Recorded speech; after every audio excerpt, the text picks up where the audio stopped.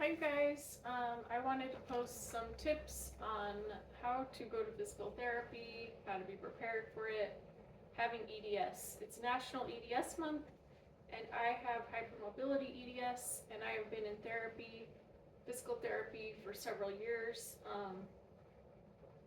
I also get massages weekly, and as a side note, I also have POTS syndrome, but that's a different issue. So I have learned it is so important for you to advocate for yourself.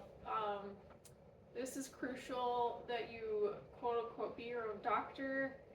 Um, really being in tune with how you feel is so important.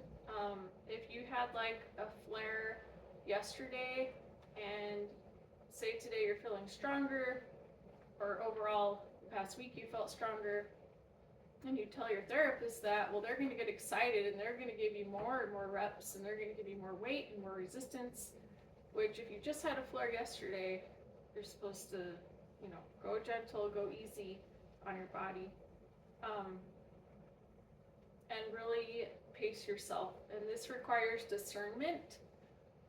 If you're like shopping in the grocery store, you're walking around, it's already been a half hour, you may need to do some exercises. For me, I need to stabilize a little bit and just do a few of those, and then I can keep going. And I do best when I am slow and gentle with my body and really like tune into what it needs. I even ask myself sometimes like how I'm feeling, or if something's tight or tense, I want to breathe into it so I can relax those areas. And it's really important to calm your body down first before you do any of the exercises so that you can strengthen it. And if your body is gripping or guarding or clenching, then you need to slow things down because your exercise will not be effective.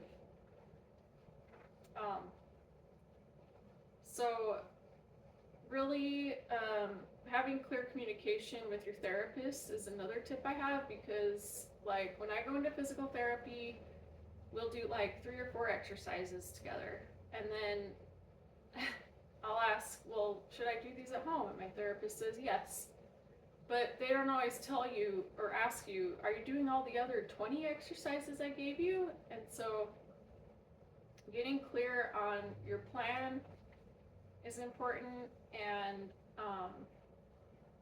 really being diligent in just doing all your exercises is crucial when you can, unless you have a flare. And also educating yourself on your body and what is going on with the muscles, and if you had imaging, to stay current on those notes, because I know I've learned things going back in my notes. When I was told I had X problem, I actually didn't have that because the radiologist stated otherwise from an MRI. So, but your therapist can help educate you on how the body works and what's going on with the muscles, the nerves, the tendons. And then if they recommend a medical procedure to you, it's really important to know the risks of it. For example, I was recommended to get medical Botox in my pelvic floor, and a lot of it. And so knowing the risks, what would happen after the muscles stopped being relaxed is that they would grip and guard and pull, and that would actually set me back. So really doing your own research is important. Also taking notes. So when I go into a session, I record what we did that day, what I learned, and then if I have any questions for next time, this part's really important, I write that in my notes, and any requests I have that the therapists do. Sometimes I have to remind my therapist, were we gonna dry needle today or do the electrical stem? And she'll say, oh yeah, thanks for reminding me. So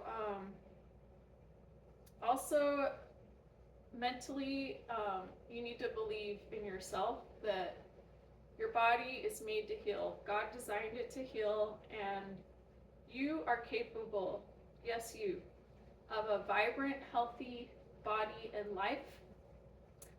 And a side note I just remembered is that it's important to lie on heat if your muscles ache. I do this 2 to 3 times a day. And then if it's more in the joint, then it's important to ice it. So that gives you a lot of relief, and then you can continue doing your exercises.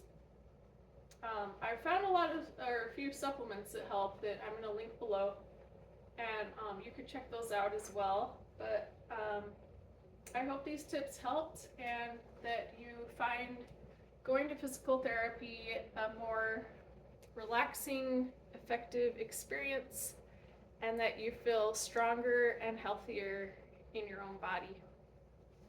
Take care.